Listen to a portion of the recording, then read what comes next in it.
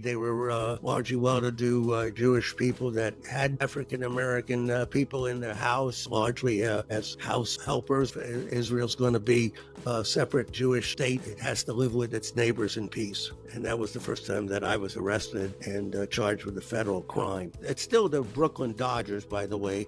Those Los Angeles Dodgers, they're imposters. Everybody knows that. Hey there, adventure seekers. I'm Kenny, host of the Novel World Travels podcast, where I'll explore the transformative power of experience. Dive deep with me as I chat with extraordinary people, uncovering the lessons hidden in their journeys, the good, the bad, and the life-changing. Live vicariously, embrace new perspectives, and grow along with me on the Novel World Travels podcast.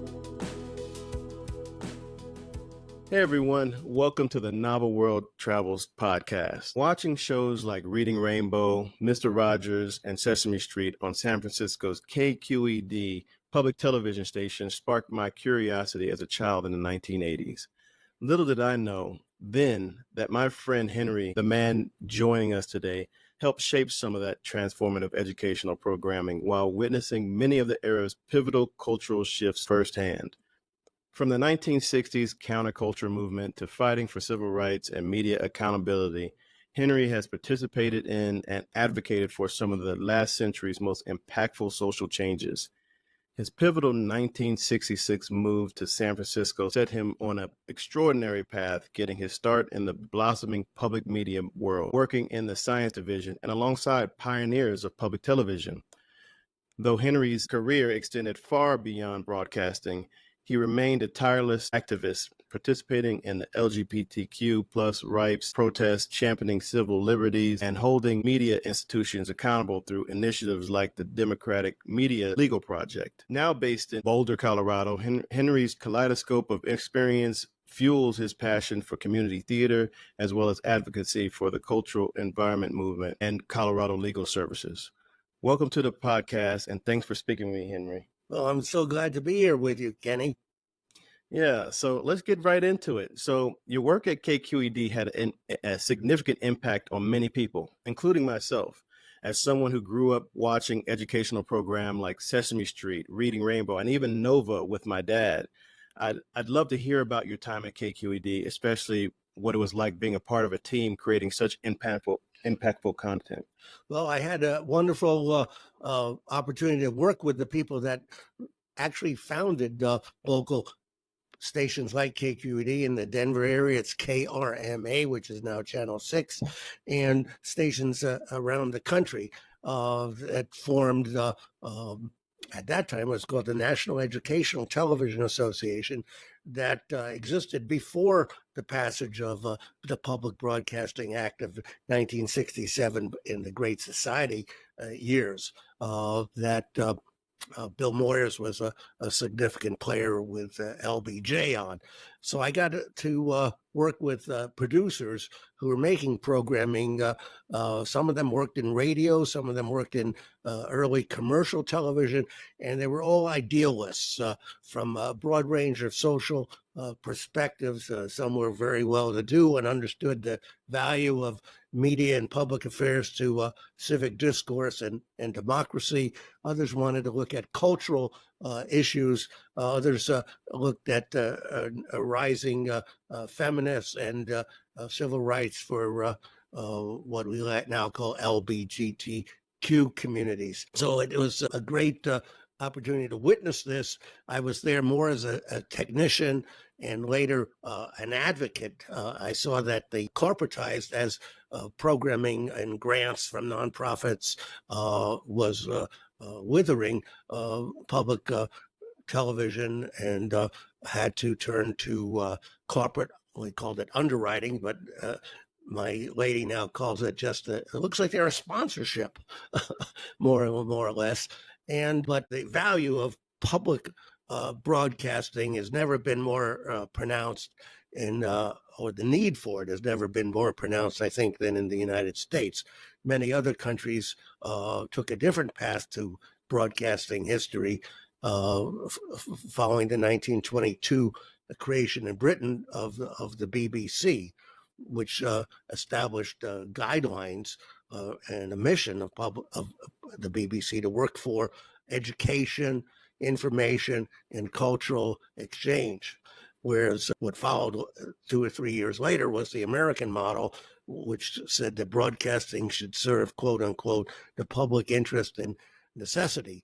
That act was a definition was never provided, and it's up to very few court cases and very media corporate broadcasting.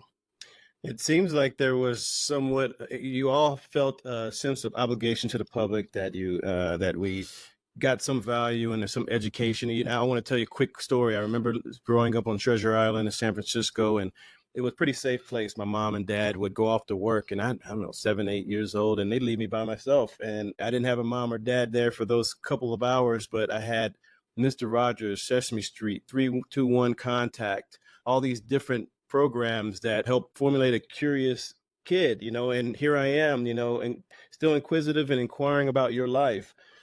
So yeah, it's very interesting. What's also interesting is your early studies in geology emphasize science and truth seeking. How did this mindset influence your later work in public media and the philosophies of life that you aim to uphold? Well, there's two basic baskets of people that are in media. I'd say there's the people that are looking to make art, as it were, use film as art, use television as art, use it as expression of drama and comedy. And there's other people in the other basket that are looking at more towards the BBC model, which is to use broadcasting to inform and engage the citizens of a nation, of a community, of a city on issues that affect their lives, such as healthcare, transportation, housing, education, just to name a few. So I got involved through the portal of making good media, using film as art. And then I got to work on this program called Newsroom, which was pioneering the first daily televised local newscast on a public station that ran for an hour without any commercials, day by day. I was the floor manager on that show, and I'd have to welcome, get seated. Let's say the mayor of San Francisco would just show up one Monday evening at 7:00, unannounced, and we'd respond and get him a chair, get him on the TV, do makeup if we had to, all very improvisational. But that was the kind of programming that 200,000 people would turn on every day. And that was the most watched public television program, I think, in the nation for local programming. There were other programs that were coming on. You talk about Mr. Rogers, you talk about Sesame Street. Let's say Sesame Street was created by the Children's Television Workshop, which was an independent entity that was funded by foundations and eventually got government funding because it had to do with children. There was a Children's Television Act. So that helped create a storehouse of creative people, mostly working in New York, that were able to syndicate that to the public networks. And in fact, even the commercial stations had the right to show it. I don't think they did because they wouldn't be able to cut it with advertising. So they had the right to run it, but the only stations that ran it were the public stations. So I think this became a repository for people that were very creative in arts and theater and so forth, and as well as people that were interested in public affairs. KQED started in 1954, and I started there in 1969 on the daily program called Newsroom, where we went out and covered the stories of the day without having to respond to any kind of commercial segments and advertising. So we, in commercial broadcasting at that time, an hour of broadcasting included 22 minutes of commercials. So what did you get? You got very abbreviated coverage. And the people that were making news, from the man who later became U.S. Senator Hayakawa, where there was big demonstrations at the University of San Francisco, where he was president, when he wanted to get on the air, he would just come on down to KQED and we'd put him on the air. And he didn't like the kind of coverage we had because we were questioning, the reporters were questioning what's going on at that university. And with the repression and the demonstrations, some of the things that are going on today at Columbia University, Yale, and elsewhere.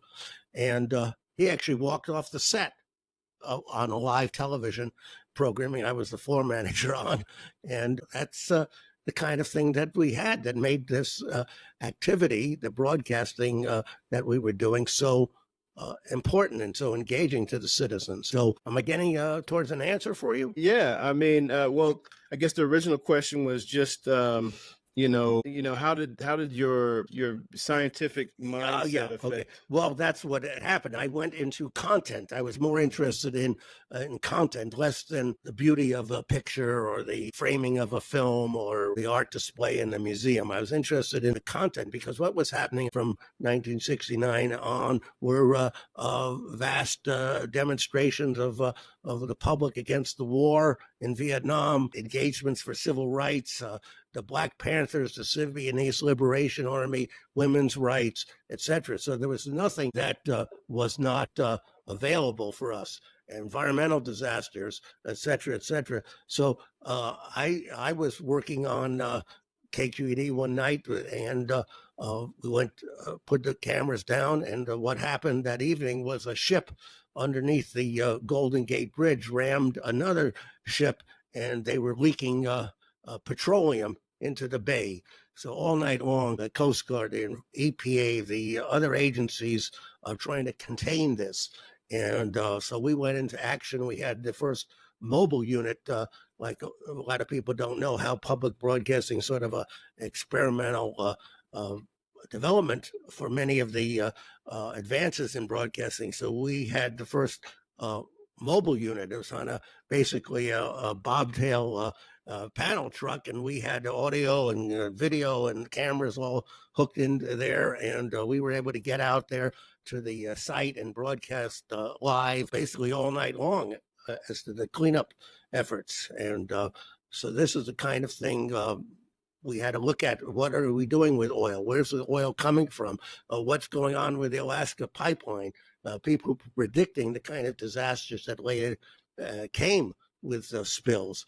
So we did programming about energy that was going on in the development of the energy crisis that it was occurring 1973, 74, etc. So I was helping produce the segments on oil, natural gas, natural resources, conservation. These were very important topics. San Francisco Bay Area was the headquarters for the Sierra Club and other environmental organizations. Environmental justice movement grew out of that. And so producing things like that, my geology background and science gave me a grounding. Interesting. I mean, I have so many memories of my childhood out there. KQED was certainly one, but you mentioned a few of them in San Francisco in the 60s. Well, I didn't live during the 60s, but there was still remnants of that 60s counterculture. And it was the epicenter in, revolutionizing art, music, social norms when you moved there in 66. What was it like being immersed in that transformative climate? Well, I'll give you one example that comes to mind. I never heard of much about what we called women's lib at the time. It seemed like an extraordinary thing. I liked all the different girlfriends I've had. I had a wonderful sister, I had a wonderful mother, aunts, and cousins. So what was there not to like about women? Why did they need to have this formation? Because I worked with professional women, and I understood that they were equal to anybody in the world. But that wasn't, I didn't have that feminine perspective. I was from more or less a privileged place, particularly as a white male. And one day, the first woman that was hired for the news program, a reporter named Marilyn Baker, mind you, the other reporters, the 8 or 9 of them, were all males. We had a black guy, an Asian guy, a Latino guy, but they were all men. And she said, well, I'm going over to this restaurant in this very famous hotel, the Palace Hotel, that goes back to the 1800s in San Francisco. And they have a restaurant that only serves men. And I'm going to demand to be seated and be served. And I want to have the camera crew recording this, and let's go. And I was assigned to do the lighting on that setup, to walk in with the cameraman and the sound woman and do this with Marilyn. And I'm saying to myself, this is so BS. You know, what do we have to prove? These old farts are sitting around. They don't want to have women at the table. Well, that's too bad for them. Why do we have to stir things up? Well, so I was sort of an eyewitness, and I got my comeuppance, shall we say. I saw for myself how ridiculous this whole setup was, that they didn't want to have women at this restaurant. And that seemed very unfair, and it is unfair. And I changed as a result, and hopefully other of our viewers got some of that same feeling I did.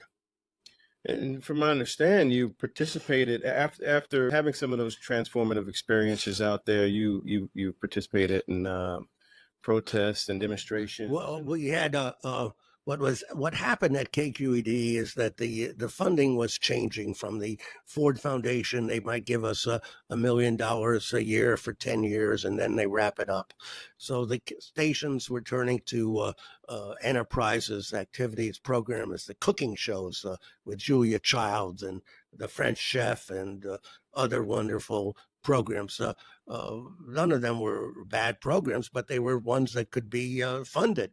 The kind of programs that needed to be done, the public affairs and the cultural affairs and the informational programs, were not readily funded by benefactors who like cooking and wine and things like that. So the members of the station, KQED, was formed by about 100,000 of supporting members, and they felt that they were being overlooked, and their vision and why they contributed was being bypassed by the board of directors and the management. And so as a result, the members formed a group called the Committee to Save KQED, which wanted to take over the board of directors and keep its original mission alive and foremost.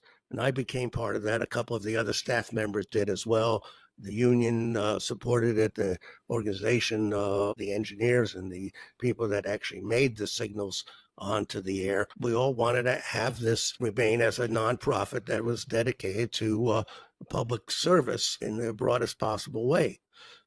And so I became part of that, and eventually I became the president of Save KQED. And while I was still working at KQED, that undercut the management that they brought in, that was working in this new corporatized environment. And so I was pivotal in some actions that went to the FCC, Federal Communications Commission, still serving its mission.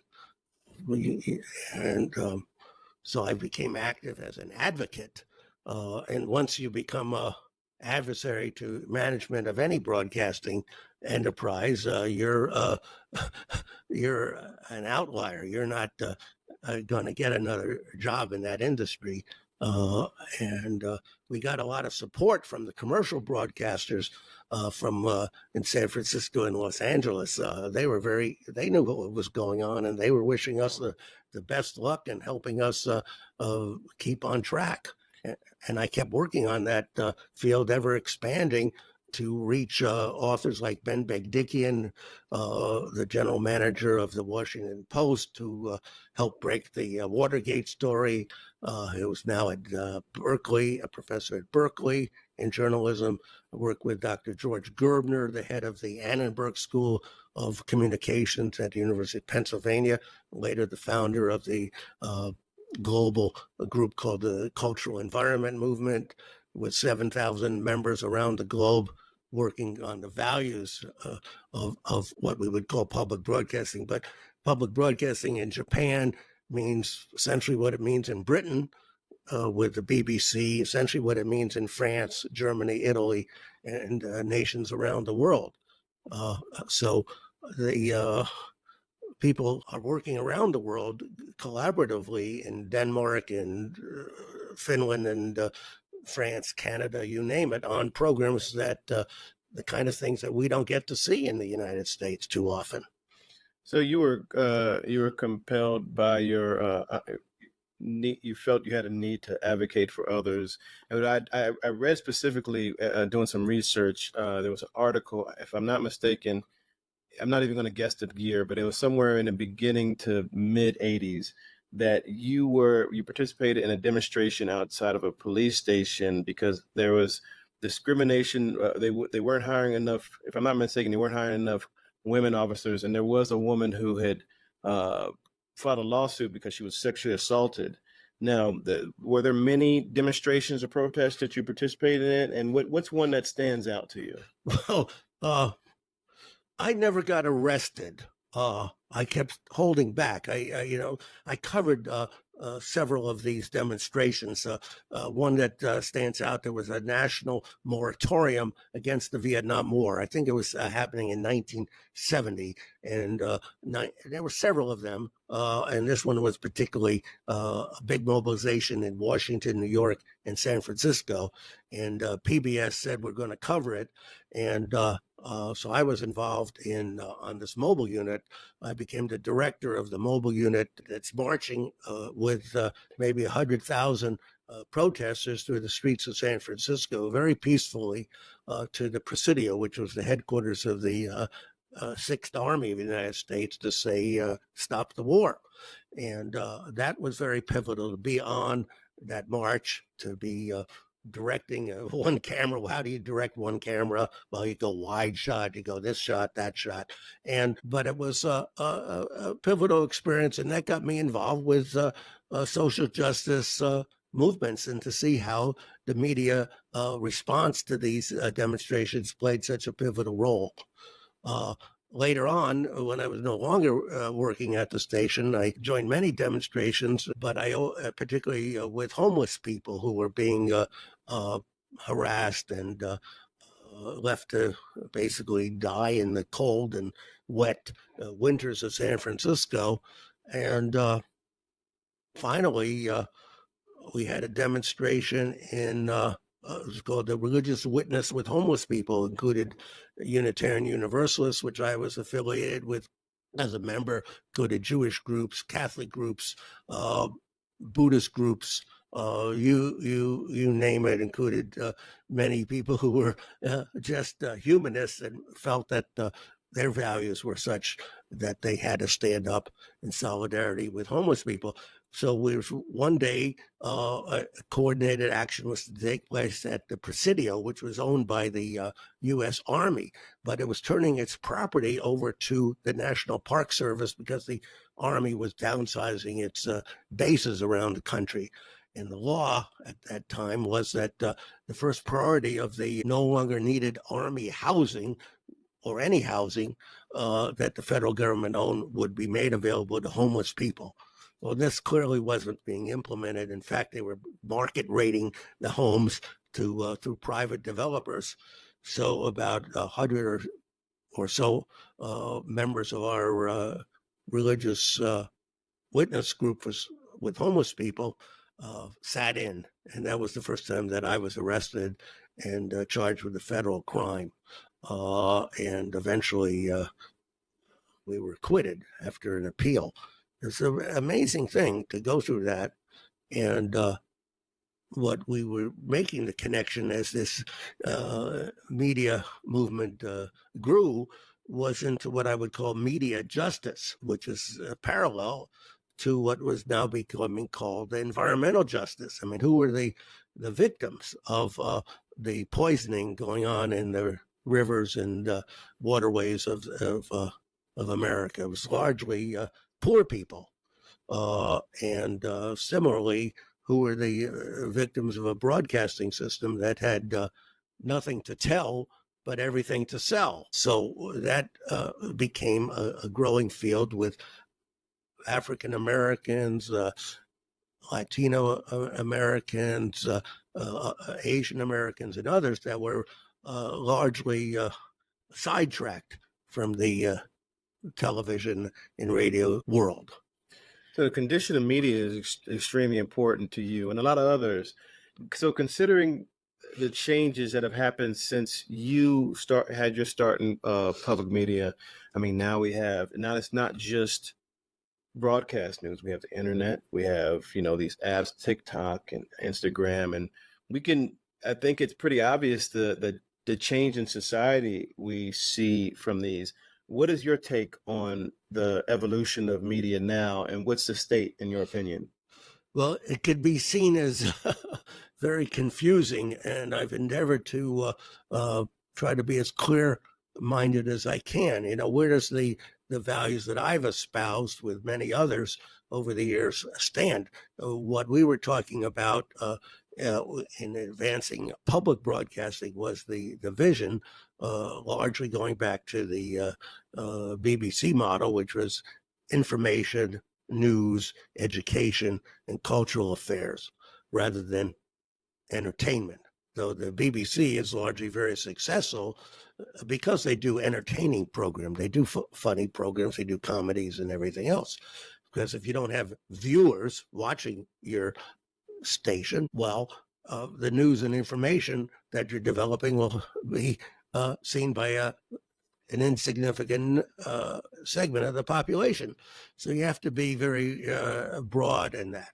Well, so a lot of the reform work that we were working on in the 1960s, 70s, 80s, 90s, I'd say until when the internet started to develop what we now call social media, we were looking at the adverse effect of the monopolization process, whereby 50 years ago, there might have been 50 different companies providing most of this information to the country. There were newspaper chains, Scripps Howard, the Hearst Empire, etc. They had radio and then television stations, as well as newspapers. Some had media in movies, etc.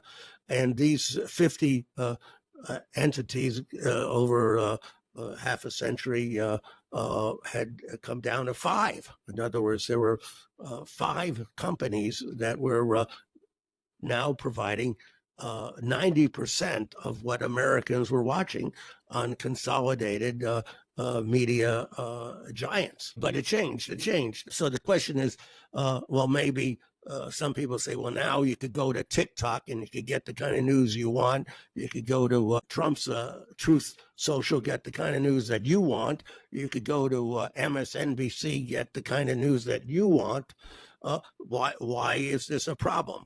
Well, in my thinking, you need to have a clear-headed, comprehensive, journalistic, value-centered, public interest-centered media that is respected by independent thinkers, people that are looking to look at new information, new insights, and not just being reinforced by their cohorts and the fellow travelers they already have. And that's the benefit of having a strong public service broadcasting communication system now.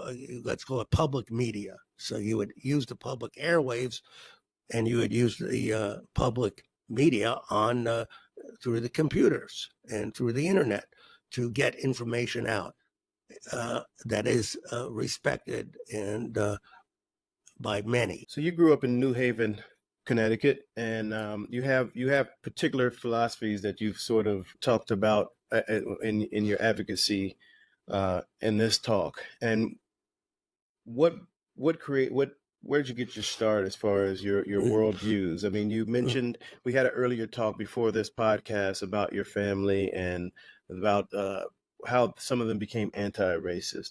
Can you walk me through where you... Yeah. Well, I think, my New Haven family had a black maid. They were largely well-to-do Jewish people that made monies in the 1920s and that roaring 20s. And so they had African-American people in their house, largely as house helpers. And then they were also involved in New York City. My father lived in New York City, and it meant a good deal to him that a part of the Kroll family, a Jewish family, migrated to Texas. And in the 1920s, he went to visit that family in Texas of a Jewish, he thought a Jewish liberal family, and they turned out to be as racist and big racist and anti-black as anybody he's ever met. He was appalled. And he talked about meeting Paul Robeson, the very famous African-American athlete and actor and all-star in so many fields, opera among them, folk music. And so he respected all these people. And he had clients in his accounting business that were Polish Americans, Irish Americans, Southern Americans, and I got to meet them and see that it's a very big world, that you could be very provincial in living in a big city like New York, and traveling to see my family that lived in New Haven gave me a different approach. I saw the countryside, I saw trains, I saw boats, I saw Long Island Sound, I saw beauties of trees and nature. And my cousins in New York, they lived in the very provincial world in many ways. And so I kept on looking at things differently. And I got to live as a child until I was about 12 years old, when the Brooklyn Dodgers left Brooklyn for California. It's still the Brooklyn Dodgers, by the way. Those Los Angeles Dodgers, they're imposters. Everybody knows that. And we brought up Jackie Robinson. And in junior high school, my sister got to interview Jackie Robinson for a junior high school newspaper. And so we had actually met Jackie, because he, unlike today's situation, the major league players, they didn't have a parking lot, they didn't have a security, they didn't have a gated community. They had to park on the streets of Brooklyn and walk to Ebbets Field to put on their uniforms every Saturday, and the kids knew where they parked, and we would run and walk with them. And then after the game, they would sit in the coffee shops. There weren't any bars nearby their cars, and they would have an ice cream with us. Jackie Robinson, Roy Campanella, Carl Ferrillo, Pee Wee Reese, Don Newcomb, Carl Erskine, all these the Boys of Summer, as they later became known. So that opened our eyes to what the kind of America we really wanted. And that's what Brooklyn represented. Interesting. I remember, again, everyone listening, Henry and I had a lengthy conversation before the podcast, and he mentioned a lot of things that were enlightening. And you mentioned coming out here briefly and for a while, and you were a cook, and you didn't want, someone offered, say, oh, well, of course you don't like bacon, but you actually did like bacon, but you didn't want to go into that. Yeah. And so knowing, so with you discussing that you were ethnically Jewish, I wanted to know, I know you've visited there, Israel, to visit your family. I wanted to know, you seem to have a more nuanced view of your own identity. How did visiting Israel affect your view? It was a wonderful time. It was Israel in the 1967 war had come to occupy what is now known as the West Bank, which is the where Arab villages, Palestinian villages are all over the place. The biggest city in that area is the city of Nablus. Nablus was actually the second largest city in Jordan, because the West Bank until the 1967 war was controlled in a province of Jordan, the Kingdom of Jordan.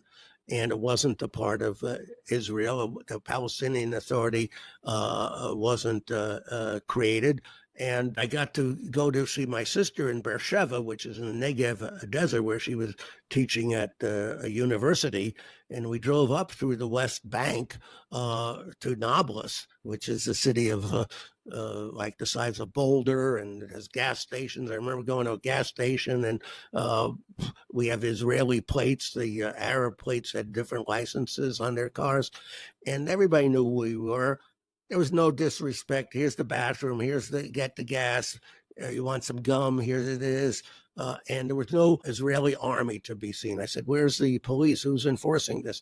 And I learned that the outposts, the Israeli Defense Forces, as they're called, had outposts that were out in the hills, hidden over there. And the fact is that the Palestinian people thought they were going to get their land back. There was only 5 years since that war, and there was progress going to be made. So I saw the situation. I went to Druze villages up in the north near Lebanon. There's a sect of Muslims called the Druze, Druza, Druze, and they were an Arab Muslim sect that was cooperating with the Israeli government, and they served in the Israeli Defense Forces. And I got to go to these little villages, and I didn't want to be an ugly American. So when they offered me food and fruit and wonderful things, I was so glad to take it and be with them. And I got to see how Israelis and Arabs could cooperate. And the vision of a forever war was abhorrent to me. And I came to believe what I thought might be the case, that the Israeli government policies were policies in what the U.S. called the perpetual, or I think I called it the permanent Indian frontier in the 19th century. That's the U.S. official term for what they were doing to wipe out the native populations. So it's clear to me in 1972 what was going on. Does it have any implications for what's happening now? Well, we have to get that government of Israel to say we got to reach a long-term solution, and let's start working on this in a meaningful way. And that's the best way if Israel's going to be a separate nation, Jewish state. It has to live with its neighbors in peace. Interesting. So let's fast forward all the way to now. You're living in Boulder. You lived 40 years in California, had a lot of experiences, a lot of memorable experiences that you've shared.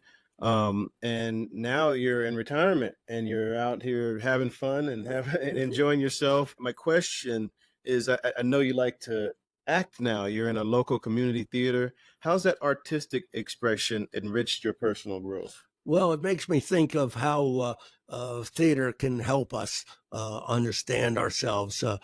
For instance, I'd like to do a play for seniors. It's called Viva, which was founded as a theater troupe for seniors. But now we're looking at this as a multi-generational theater. So we have young people in the cast, young people in the supporting behind the scenes, doing the costuming and set preparation. So we're a multi-generational theater. We just had a production, and we had 11 women doing monologues, and the ages ranged from the high of 92 to, I'd say, somewhere in the 20s.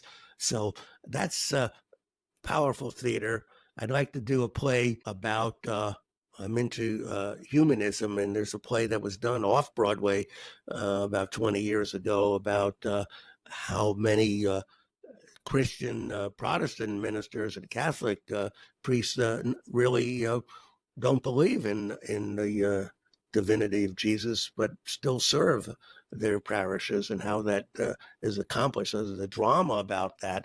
Wouldn't it be nice to stage that here in Boulder and have some discussions about these values? So would you mind sharing how old you are? Well, I'm going to be 81 in about 2 weeks. All right. Yeah, maybe less. So 81. So that's quite a few years around the sun here on this planet. And so you've experienced a lot. So my next question, I really want you to think. So what is the strangest, odd, or most thought-provoking experience from your life that really challenged your assumptions or opened up new ways of seeing things? Well, it's interesting. My father, everybody who knows him, they called him the great agnostic, because he never wanted to be participating in Jewish activities as such. but he liked the Jewish culture, of course. But I never really felt myself leaning towards Christianity. I thought that is a step too far from agnostic Jewish humanistic background and belief. That's why I got into science, because I looked at other people like Ashley Montague, who lived in Brooklyn, famous anthropologist, the origins of life and the purpose of life as a humanistic development. In other words, is the fate of humanity up to a unseen but omnipotent God, or is the fate of humanity up to in the hands of human beings? I say it's largely up to human beings. However, I do and have met many people of faith, particularly Christian faith, though some Muslims as well, and their concept of a higher power is very useful to them, and it could be useful to other people that are non-believers as well. So I respect all these views, and I'm not putting anybody in a basket. So I wanted to mention also to your listeners, this podcasting thing is new to me. So, with my structure, I like to introduce the host and the guest, and I typically read. And I am not, other than reading for my daughter when she was younger, I don't typically read out loud. I read to myself.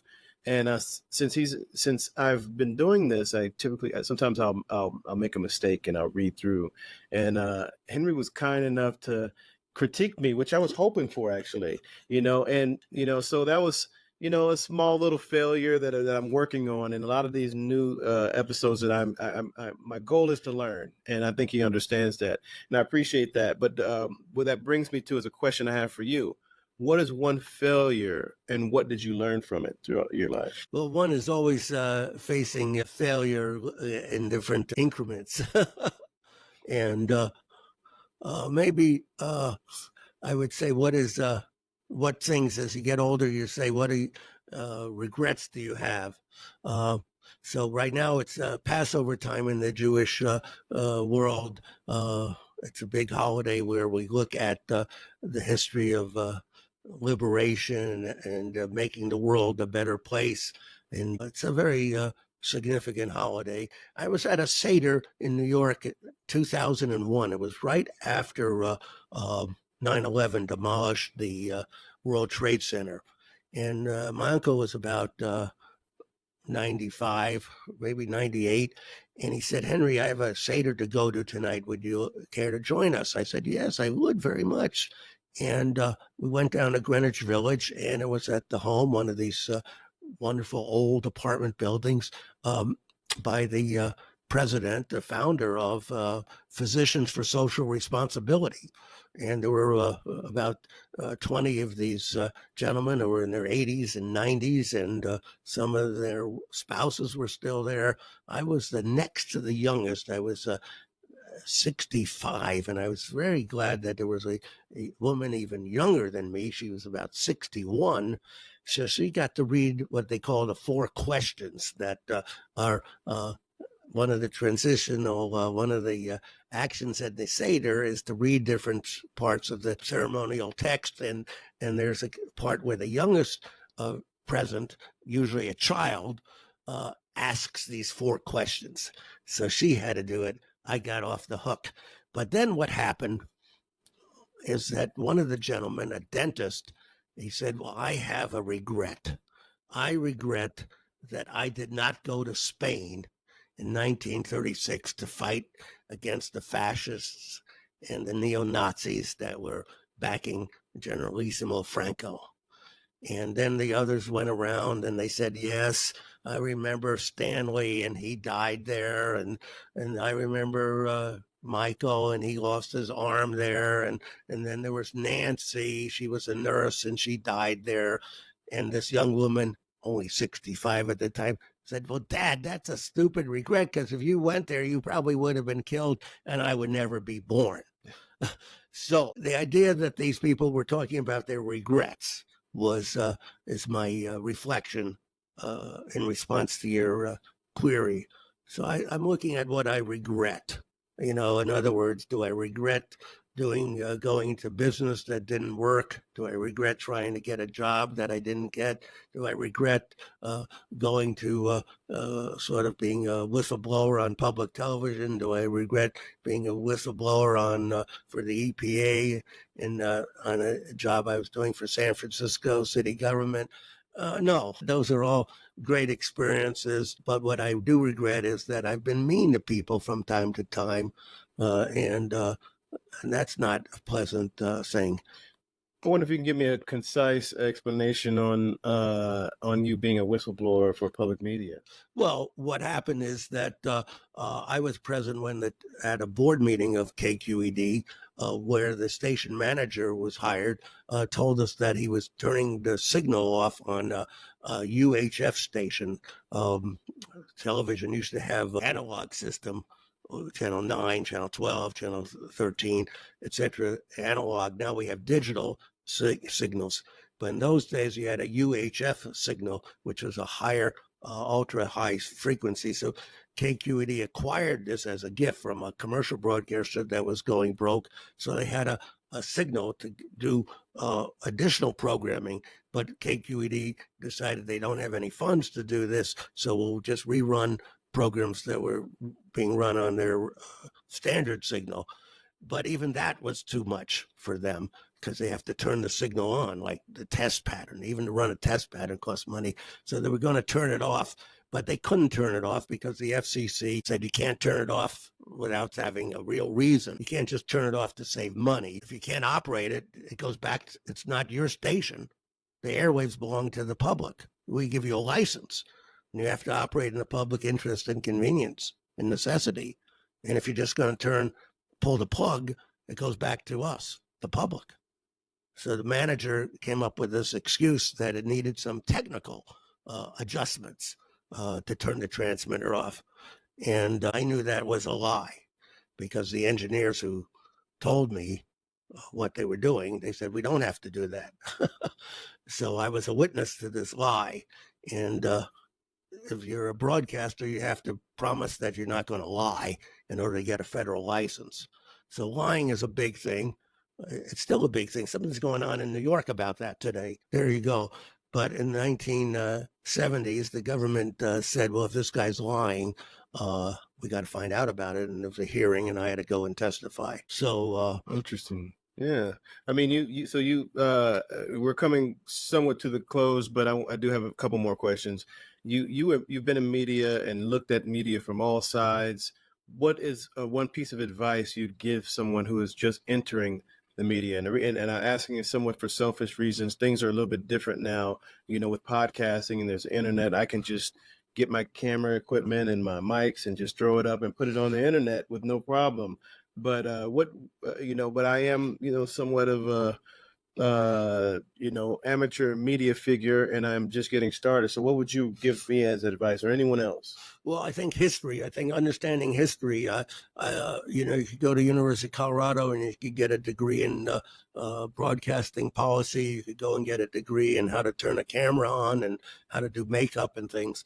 But I think to have the understanding of world history, the dynamics that are undergirding our society are much bigger than the art of broadcasting. So the more rounded education you have, understanding the cultures of the world, the history of the world, the literature of the world, in the broadest possible way, is the background. And then to have a commitment. What is your highest calling? Why are you going into this field? Is it to make entertainment, to make comedy, or is it to inform people, to participate in your way of making a better society? I guess that's the path I've chose. It didn't come to me all at once, but that's how I would say it. How to participate in the world to do good. Interesting. And I'm glad you mentioned all those things. And I think I kind of want to, you were asking rhetorical questions, but I'd like to answer one of those just for my listeners and also for you since you're here. I mean, I'm in this to inform. I'm in this to share people's experiences whether it be travel, whether it be a new career, going to a new state, or anything in between. And I'm hoping that, you listeners will get something out of this. We're all individuals. We all can't live every lifetime. And sometimes you learn from other people's experiences. And that's what I hope to share. And I'm learning. So, as time goes by, I'll hopefully get better at, being an advocate for you as the listener. And I do have two quick questions for you. This might be a bit challenging. And the only reason I say that, because I feel like it'd be challenging for me. What is one question that you wish I asked you, and how would you have responded? Well, I thought we would go into more of how my contact with different cultures, not necessarily traveling, or it does involve some measure of traveling, how that has enriched my life. And so I've been thinking about that. And I remember I was telling you about taking the train from Grand Central Station, and it comes out of the underground in Harlem, and you'd see these tenements and how sad and off-putting they looked. I have to say, I've been on that train about a few months ago, and Harlem looks a lot better. It's amazing that there's a lot of money coming into the city of New York, and it's maybe something's working there to helping people that we've moved somewhat. But I would say that when I was 20 years old, I hitchhiked in the wintertime from Brooklyn all the way up to Montreal, which is about a 400-mile ride. And the last ride I got in, let's say, the border of New York State and Quebec, about 50 miles south of Montreal, was some truck driver. And he was driving the truck back to Montreal where he lived. And he took me to stay overnight. I didn't have any place. He spoke enough English, and I spoke enough French. We were able to get through to each other. And he took me to his home, and it was in a slum. It made Harlem look nice.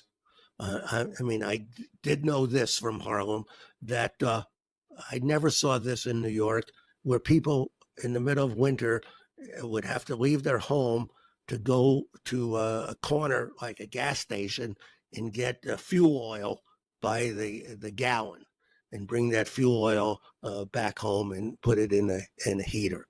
And that was the kind of conditions that this neighborhood lived in Montreal.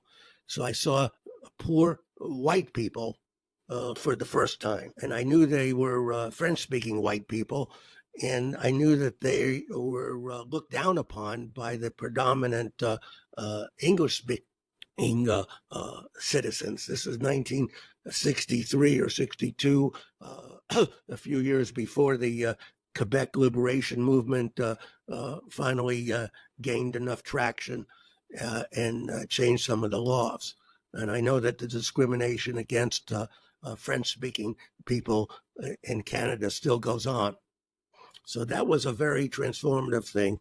And so how did I meet people? I then went to a Navajo nation for a week, not very long, but in the outback, not in a campground, but to live with Navajo people for a week in traditional settings. I got to see a different culture. I got to see how their sense of humor was very deep, but very different. Their angle, they looked at the world very differently. And we don't often have that kind of experience. You can go into, I'm pretty sure Denver and other major cities has opportunities to mix and mingle with native populations in urban settings. But this was the kind of thing that I value so much. Interesting. Speaking of that, I'm going with the Teepee Raisers next month to volunteer at the Hobie Reservation. We actually stay on the Navajo Reservation. I went last year, and it was just such an enriching experience. So I know what you mean when you talk about that deep culture. Yeah, thanks for doing that. Again, I'm learning, and I was happy to hear that. So initially, that is somewhat focused, but I got so engrossed in your stories about KQED and about public media because, as you know, I was briefly a print journalist. And that sort of, was a part of my life, an experience that's affected me and my growth. And so I was so fascinated to learn your experience in particular. So, really interesting, but I'm glad you got to share that. And so finally, reflecting on your remarkable journey, what is the most valuable lesson you learned that you'd like to share with the listeners? Well, not to think that you have all the answers. I was testifying before a California State Assembly meeting about the value of having open meetings and open records of public broadcasters that get federal funds, but they didn't want to have open meetings or open records, which apply to all other agencies in the state of California and similarly like in Colorado. And there I learned from the various legislators that I met with, they wanted to know who was on the other side. In other words, it sounded like a motherhood and apple pie situation, who could be opposed to open meetings, open records, but they wanted to know in a friendly way who's opposed to this. And I learned how valuable it is to learn what your opposition or the other people have to their viewpoints, and to be open to trying to understand what's motivating or behind their views. It's a difficult thing to do, but I know it's valuable. For sure. And with that said, thanks so much for this, man. I love you, brother. I mean, this is just I really appreciate you talking to me. I was really looking forward to this, and who knows, maybe we'll do it again sometime. You live in a beautiful community out here, and I'll definitely be out to visit again. Yeah, we want you back, and you could use our studio here in the library, the media rooms in Boulder for anything you have in mind. For sure. Thanks for joining me on the Novel World Travels podcast. Subscribe on your favorite platform, leave a review, and share it with your friends. Join me on my community on Facebook. That's / Novel World Travels, and Instagram, Novel World Travels. And join me on my webpage, which is novelworldtravels.earth. And remember, life is outside. And if you can't get there, join me and my friends on the Novel World Travels podcast. I love you all.